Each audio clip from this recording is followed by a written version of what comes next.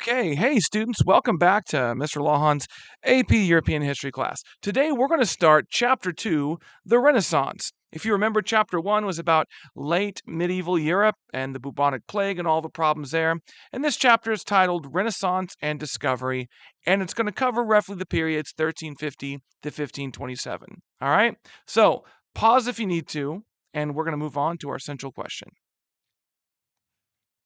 All right, so our question for today is actually two parts, all right? And the first part is, what were the characteristics of Renaissance governments? And what is humanism? So pause if you need to, and then I'm going to give you an introduction of the chapter. All right, so you guys know how I like to begin with an introduction to kind of talk about, hey, this is what we're going to be discussing this chapter. So, if you remember, medieval period of Europe was characterized by a lot of problems. That was the last chapter, right? We saw the bubonic plague, which, by the way, in Renaissance Europe is still very much alive and well and flourishing in certain parts of Europe. So the plague hasn't gone away.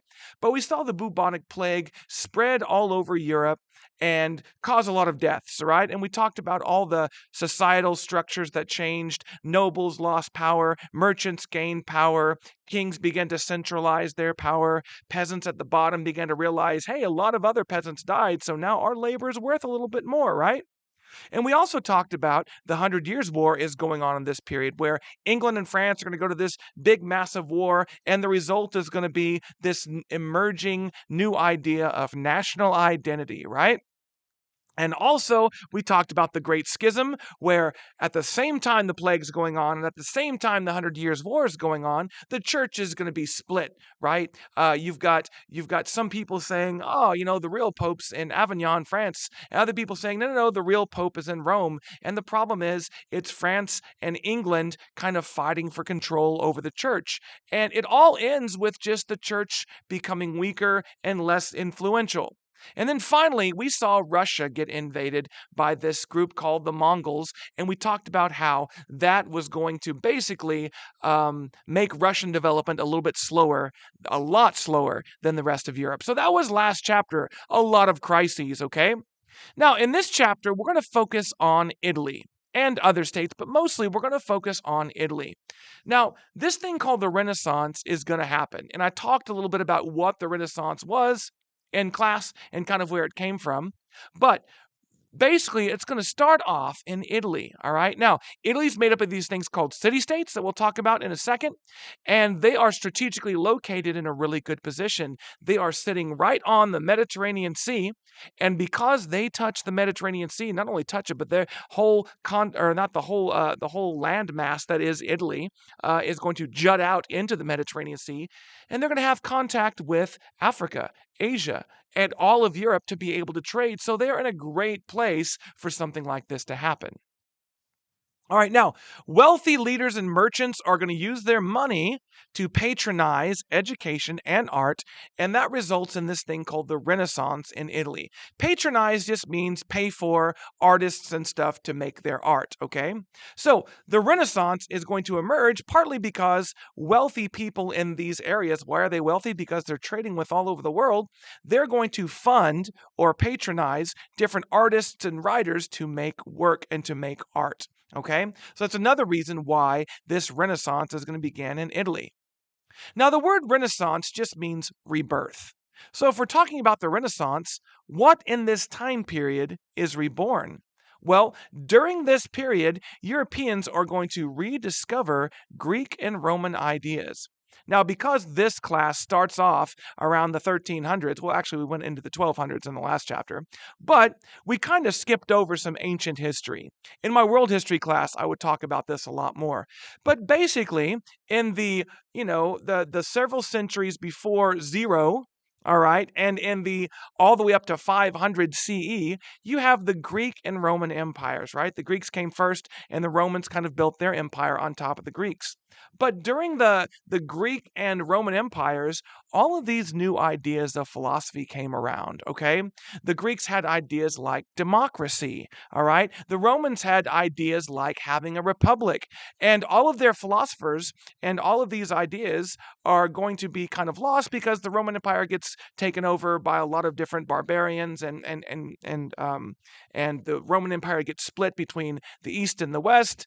And then later on, the Muslim Empire comes in, and the Muslim Empire kind of conquers parts of the old Roman Empire.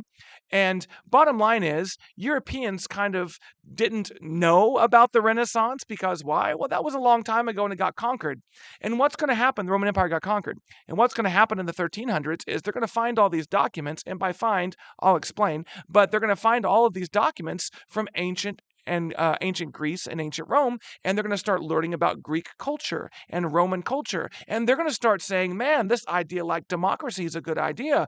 Ooh, this idea like republic, that's a good idea. Look at what the Romans believed about, this. Look at what the Greeks believed about this. And it's going to be this fascination with Greek and Roman culture.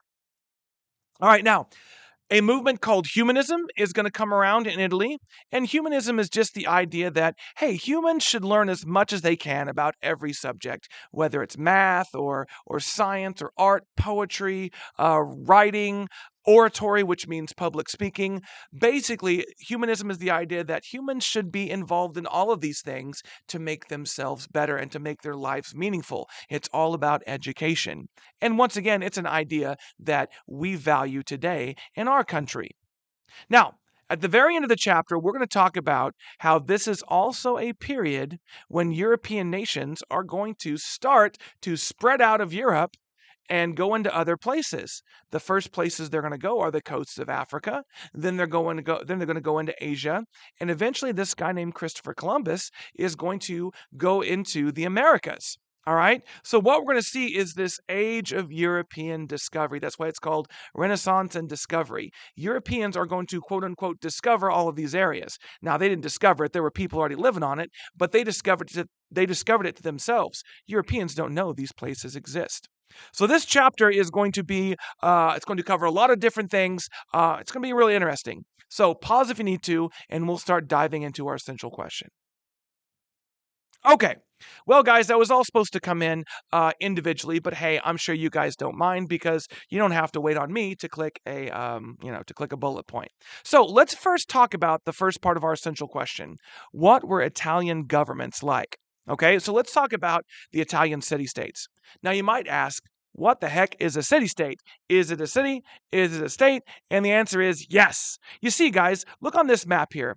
Italy is kind of right in this area down. I think I've got a little circle. Yeah, Italy's right there. It's interesting. It's this big landmass that looks like a boot. It's hard to miss.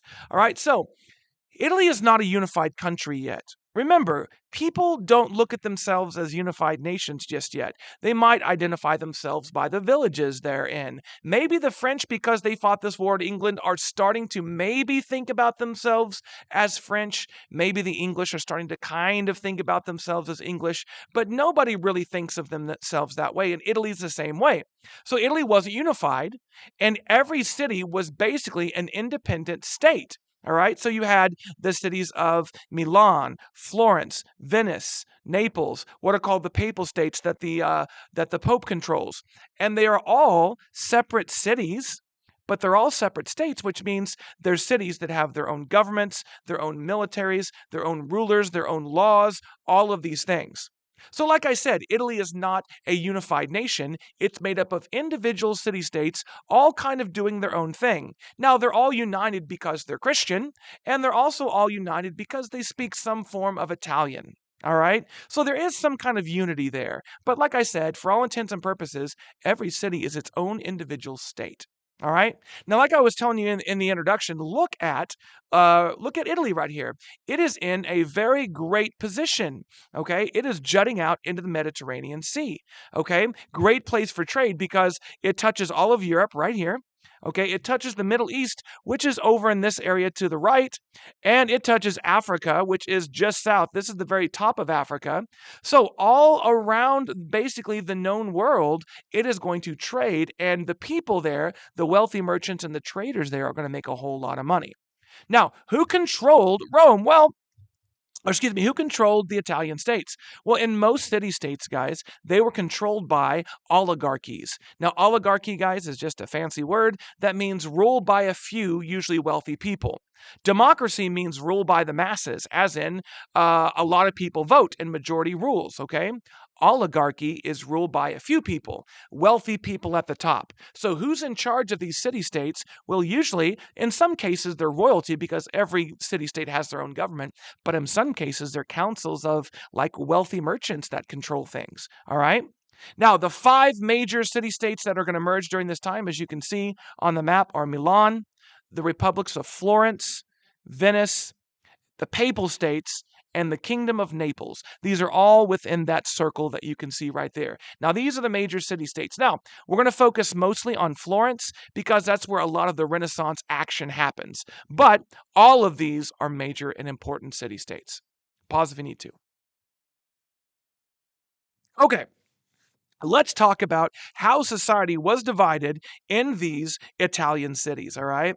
So, just like Europe, Florence and the Italian city-states, remember, we're going to talk about Florence a lot, but just like everywhere else in Europe, it's heavily divided, okay? You've got people at the top, you've got people somewhere in the middle, you've got the majority of people at the bottom. That is society here in the 1300s, all right? Now, Florence, specifically, our focus today, it has 4 main social groups, all right? Now, you've got these guys called the old rich, all right? They're basically these nobles and merchants that rule the city, and they come from like old families that have a lot of wealth, and they've been wealthy for a really long time. This wealth has been handed down generation to generation, and that's why they're called the old rich, all right? Now, they're at the top, and they're kind of in control. Now, challenging them for the power are new rich. Now, these guys are usually bankers, all right, and capitalists. Now, capitalists are people that have capital or resources in order to start their own business and trade. Now, these guys are called new rich because maybe some of these guys got lucky and opened a business and it started to explode and they started to make a lot of money. Or maybe these people became bankers and started loaning out money. And once again, they became wealthy, but they're new rich. They don't have this connection to ancient money like some of these guys do. All right. So these new rich people are wealthy and they're going to challenge these old rich people for power. Now, underneath them are middle classes of guild masters, craftsmen, small business owners. Now, you might be like, what the heck is a guild? We're going to talk about that on the next slide. So just hold that thought for a second. And then, of course, at the bottom are the working class and poor. And you'll see later on in the chapter, slaves, all right? Now, these are the people that make up the majority of every society. They are the people that work, grow crops, things like that to feed the rest of everybody else, all right? And these guys are the people most likely to be miserable. These guys are also the people most likely to be riled up by the upper classes and used as an army to fight in revolts and revolutions, okay? All right, now the new rich are going to fight the old rich for control. All right, these new wealthy people are going to fight the old powers for kind of control, and the middle classes are going to side with the new rich. So the third category, the middle classes, they're going to side with the new rich because they don't like the way that the old powers are doing things. And pretty much everybody is going to ignore the people at the bottom. And what happens when you ignore the people at the bottom and their lives are miserable? You guessed, there's revolts everywhere, right? So Italian states, guys, are going to be like France and England in a lot of ways. They're going to have the same kind of society. All right. Although the merchants and business owners have a lot more power in Italian states than they probably would in France or England. Pause if you need to. Okay, let's talk about this. What is a guild? So remember, we're still talking about what were city governments like, what were Italian governments like. Well, guys, we're going to talk about guilds for a very long time. All right, now, a guild is basically an organization of craftsmen or merchants who kind of get together and they make their craft better, but they also control it. They control prices and they control who can and cannot be part of their craft. All right, so look at it this way. It's kind of like we would call a trade union today, kind of like that in a lot of ways. Now, guilds are located usually in urban areas, what we'd call cities. You usually don't have a whole bunch of guild headquarters, at least headquarters outside of in tiny little villages. They're mostly in the urban areas.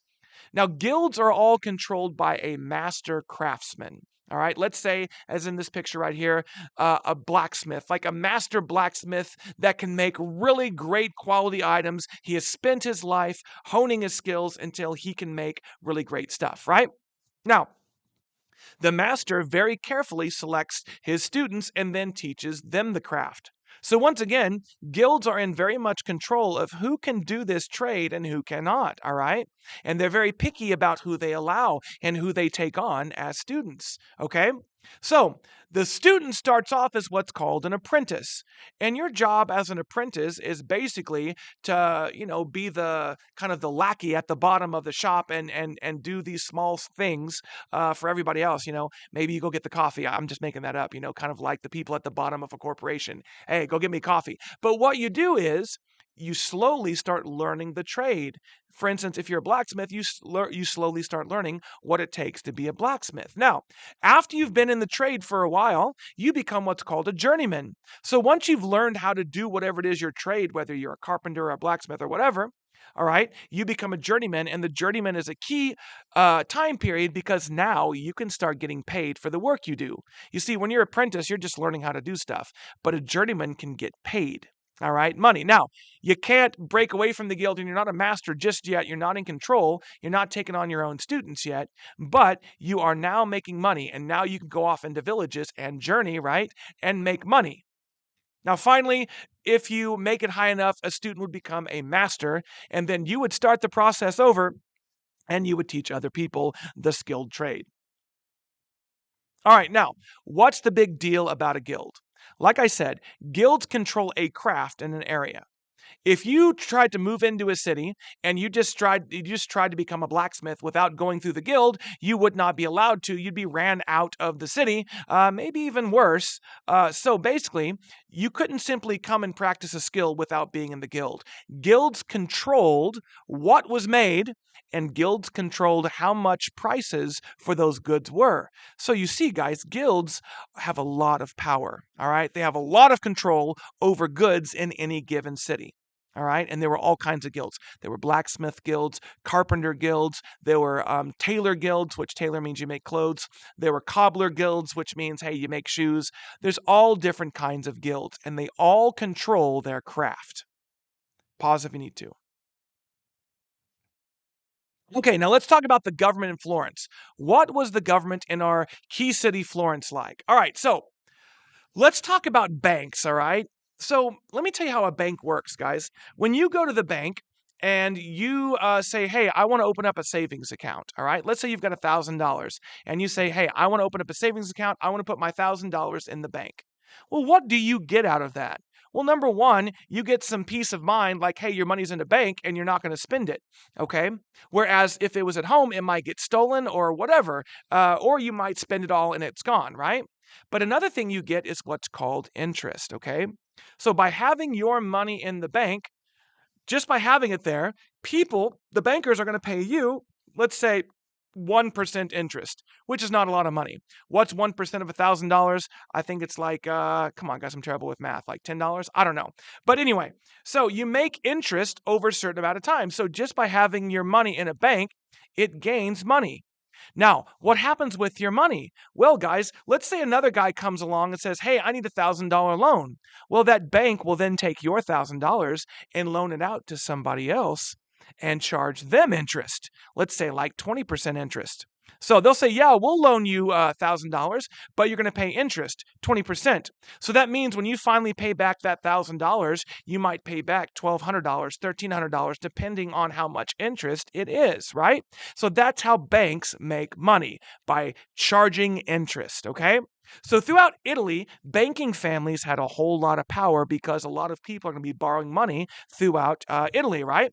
And bankers, like I said, make money by loaning money to others and charging interest. And banks today, guys, charge interest. If you go take out a loan from the bank to buy a home or to buy a car, they're going to charge you interest. Maybe you buy a car. Hold on. Excuse me. Maybe you buy a car for, you take out a loan for $20,000, but by the time you get paying back that loan, you might have paid $22,000. So the bank makes $2,000 by charging you interest. It's a way to make money. All right, now, one of the most powerful banking families in Italy, we're going to talk about them throughout Europe, throughout, this class or early on, is the de Medici family.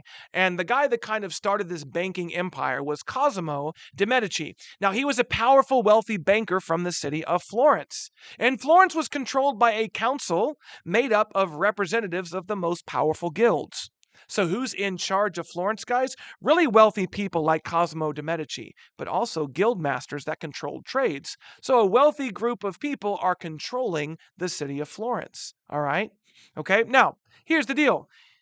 In order to keep control and make sure that revolts don't happen and riots don't happen, these rulers often hired strongmen. They're called despots, but strongmen, and they would basically threaten anybody that tried to rise up and revolt. Now, the goal of each of these strongmen or despots was to make sure that business was always flowing, right? Make sure that nothing interrupted business. So, if there was a threat of a revolt, guess what would happen? These strongmen would go grab up an army and beat down that revolt. Why? So business could continue, trade could continue in the city, and wealth could continue to be made. All right. So the main thing about these cities, guys, is they're ran by these business people who are interested in keeping the flow of commerce constantly going and nothing interrupting it. Now, one revolt did happen. It was called the Ciompi Revolt, and it happened right before Cosimo de' Medici. If you look, guys, it happened 1 year before Cosimo de' Medici kind of came into his own, but it had occurred in which the lower classes seized control of Florence for a brief time. What that means is these people at the bottom ran the government, and it was so harmful to business. Basically, this wealthy council tried to say, hey, this is never going to happen again. So their goal is to make sure that a revolt like the Ciompi Revolt, where the lower classes rose up, never happens again. All right? So here's the thing, though. Even these guys were sometimes brutal when they put down revolts.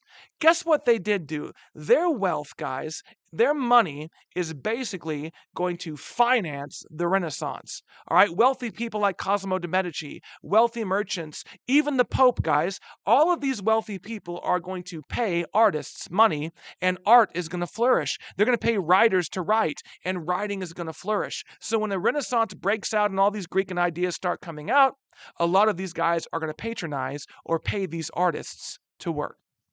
Okay? Pause if you need to. All right, now let's move on to that second part of our question. What is humanism? All right. Now, believe it or not, guys, humanism is something that we very much value in today's society in our education system. Okay. We kind of get it from these guys in the Renaissance. So, what is humanism? Now, guys, there's a million definitions from humanism, and it kind of depends on what aspect you're focusing on. So, if I had to define humanism, I would say it's something like this: the idea that all humans are capable of education and should learn about every subject. Okay? Every human should learn about art. Every human should learn about history, math, poetry, oratory, or speaking, philosophy, science, religion, music. Doesn't that sound like our school system today, right? Don't you guys all have to take classes in all of these things, right? Well, guys, that is where we get this idea. We want our students in this country to be well rounded people and to have a basic understanding of all things. So we are very much today in our education system humanists. But remember, it's the idea that every human should do all of these things, and it's the idea that education makes us better people. Now, it's different from medieval Europe, all right?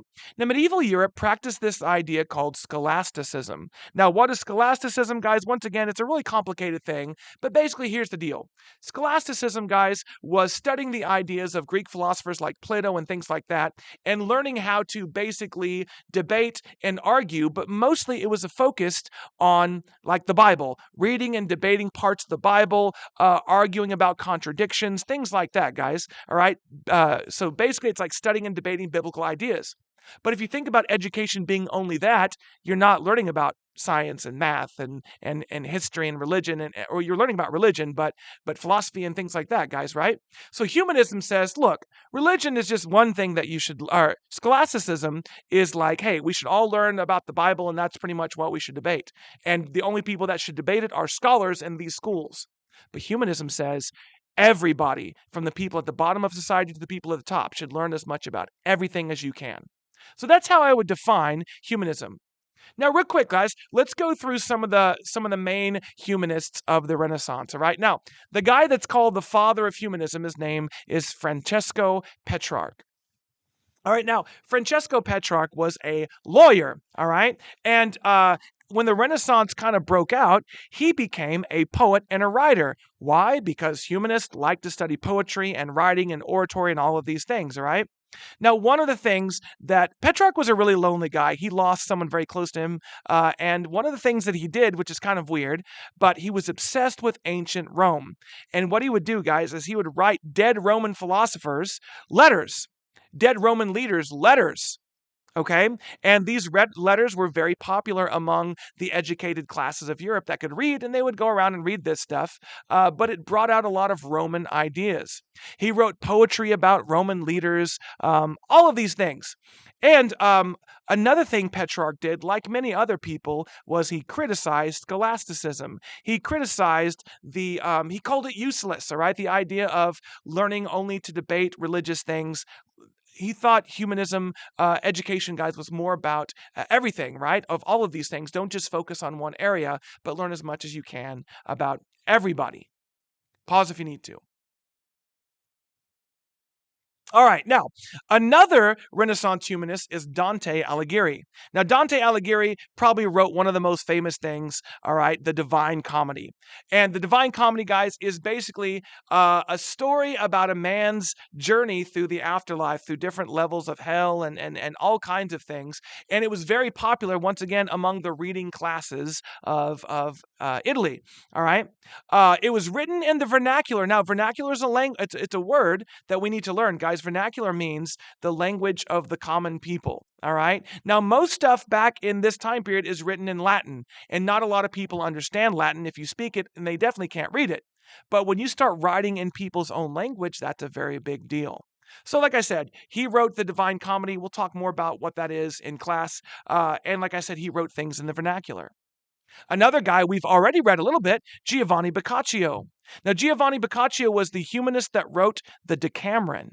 Now, the Decameron, guys, if you remember, we read a little bit about the Decameron when we read about that part of the plague where, if you remember, they were talking about how two pigs grabbed a rag in their mouth. And after they grabbed the rag, what happened? They fell over dead, right? It's fiction. So he wrote the Decameron, which is a fictional account of life during the plague. And this account, guys, basically was satire, which means it was making fun of the social and economic corruption of European society and government. All right.